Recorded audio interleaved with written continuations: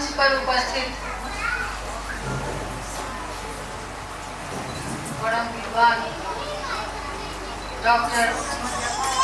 भैरवलाल दास हमार 2 in 1 बेटी पुतौ दोनों पल्लवी विश्वास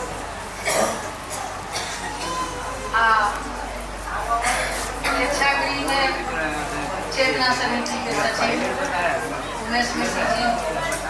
समाज सेवी आदरणीय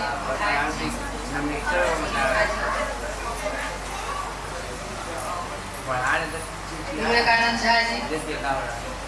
आज बहुत मंजू झा जी बहन सब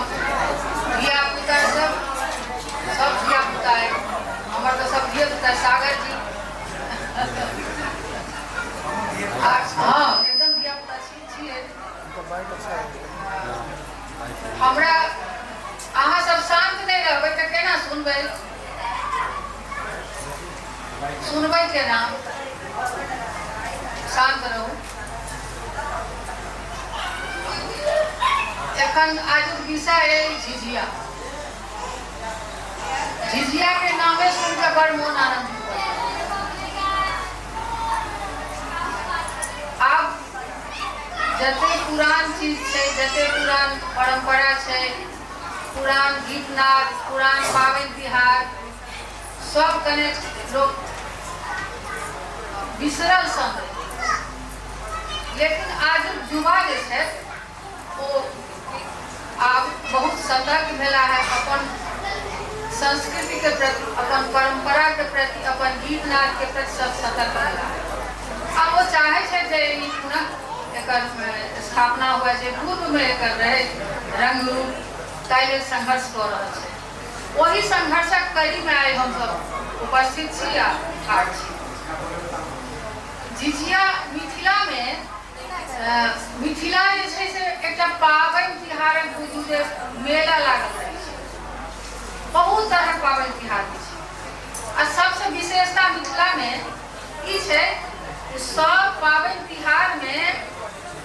सब शामिल है। वो ई नहीं छै जे कौन पावन तिहार कौन धर्म के छन, कौन जाति के छन, कौन विशेष ई सब किछ नहीं होय छै। सब पावन तिहार में सब गोटा शामिल छै, सब एक दूसर के संग दै छथिन, सब एक दूसर के सहयोग करे छथिन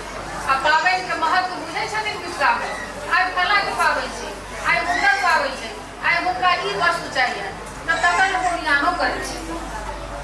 हम जे देखे केलहुँ कोनो पावन भेल त हमरा सबके झिझिया देखने छी, झरनी देखने छी, जट जटिन देखने छी, आरो बहुत रास जे एहि तरहक होइ छै हम सब देखने छी। ओहिमे शामिल नहीं भेल छी लेकिन देखने छी। शामिल होबा के परंपरा नहीं रहे हमरा सबके तरह के लोग रहे, जाय वर्गक लोग छी तो जाय वर्ग में शामिल नहीं होबा के रहे, दर्शक में रही आ सहयोग में सब रहे छलिए। ओकर आनंद लोग ले छला, लेकिन शामिल हुआ दर्शक के रूप में शामिल, सहयोग के रूप में शामिल हो से हो छलिए। तो कहिना ई झिझिया जे छै से हो खास करके झिझिया जे छै से हमरा सबके अपना गांव में देखने छियै, एक आध गांव में आर देखबाक जगह से सासुर में देखू कि नैहर में देखू, चाहे किसी गांव में देखू, चाहे मौसी गांव में देखू, ई तो बहुत हम इस तरह के देखा के बात छै नहीं, बाहर नहीं हो छली है तो देखने छी। तो झिझिया कलश स्थापन जे भगवती को होय छन दशमी में,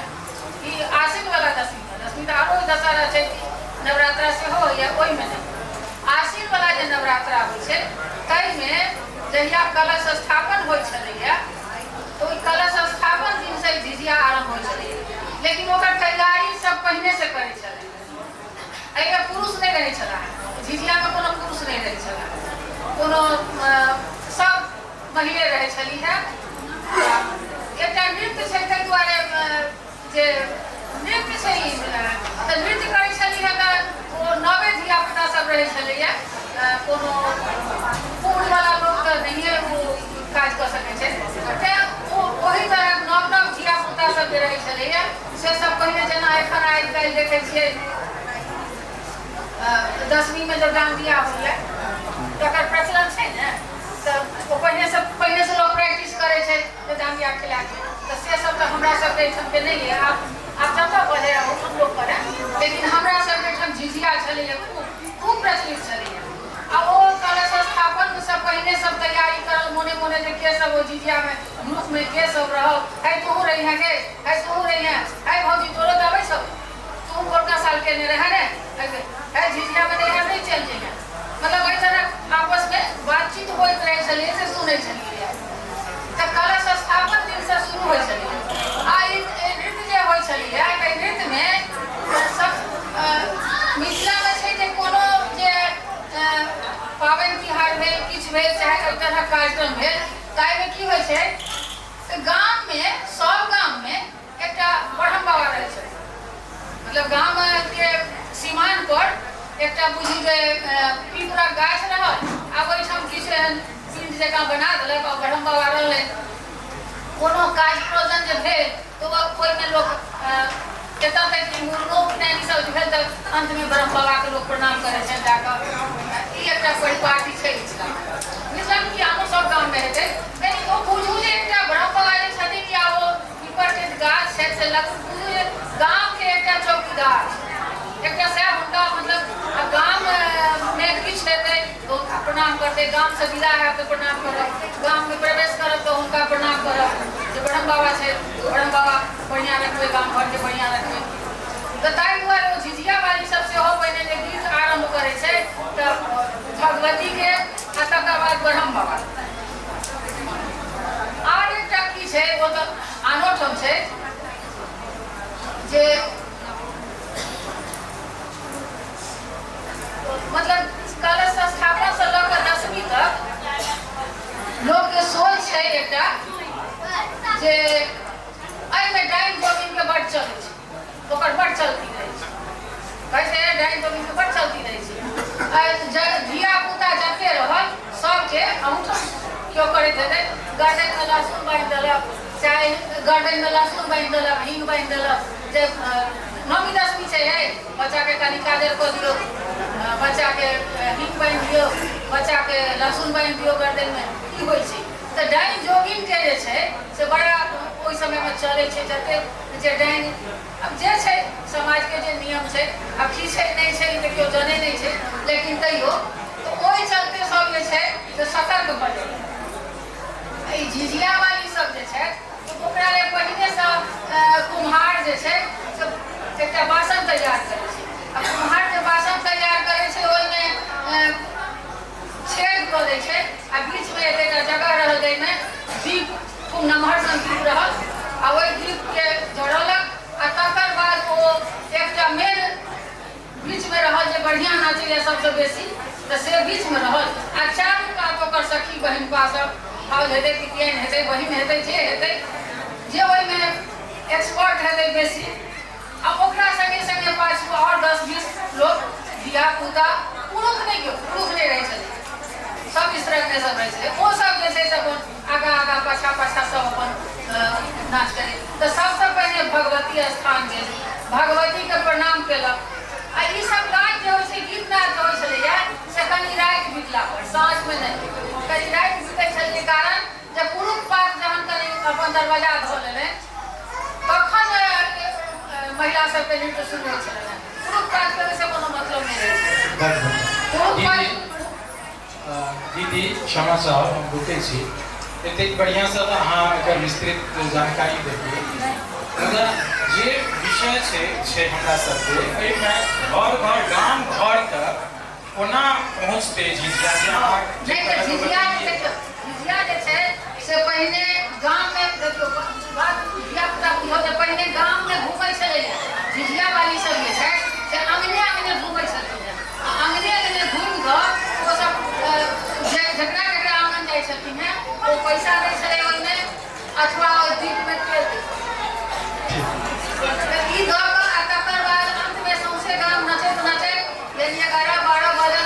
बेसी राति भेल तहन जाकऽ भगवती लग ओ झिझिया राखि कऽ प्रणाम कऽ कऽ आ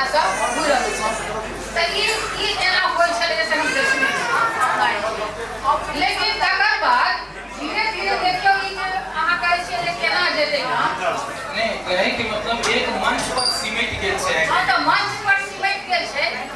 मंच पर गेले केना बुझिए गाँव से गांव से केना मंच पर केना चली ले, गांव में क्या रहे मंच पर किया चले वो तो बात है। गांव में आप देखियो जेना हम अहाँ सब गांव छोड़ के गांव में आप कते लोग छथिन, गांव में आप कते लोग छथिन, बेसी लोग शहरीकरण से जा रहे थे, बेसी लोग शहर से लेंगे, शहर में भाग लेंगे और आप लोग में साक्षरता बढ़ ले, साक्षरता बढ़ ले। तो वो जे डाइन वाला गीत चले जे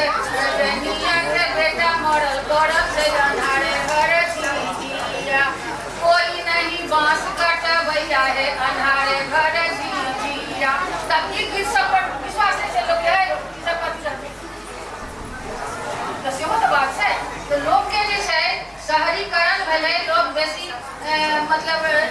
शिक्षित भेलै आ शिक्षित भेला के बाद की भेलै तो ओकरा में एहन एहन हम सबसे अलग रही, सबसे अलग है से जवाब तो सबसे अलग रही तो वो सब की सब काज जे छै गांव के लोग के छै चाहे ओहन लोग के छै हमर सब के काज नहीं है ते हम ओइ से अलग रही वो तो जवाब भेलै। बहुत बहुत धन्यवाद माँ कि अपने पुरनका चीज के लऽ के हमरा नवपुरिया सबके सेहो जनलिए ये चीज के बहुत बहुत आभार। आप पल्लवी जी से हम एक प्रश्न पूछबे, प्रश्न की अपन ध्यान आकृष्ट करो कि के बारे में कि जे स्थिति छै जे तरह पर दीदी कहलखिन एकर झिझिया के की वास्तविक स्थिति से डेवलपमेंट भ सकैए या ओहिमे किछु हमरा सबके फेर बदल करऽ पड़तै तखन किया तऽ आइ के डेट में देखियो कि डांडिया जे तरह से विकसित भेलै ओहो एकटा लोक नृत्य छियै, लेकिन हमर मिथिला के एतेक प्रचलित लोक नृत्य पौराणिक लोक नृत्य से ओहि ढंग से डेवलप नहि भऽ रहल छै। आब की कयल या कोना एकर डेवलपमेंट संभव छै, भऽ सकै छै? कोई स्थिति में तऽ नहि छै संभव जे तरह से कहै छथिन कि पुरुष नहि होइ छै। अहाँके की कथन अछि?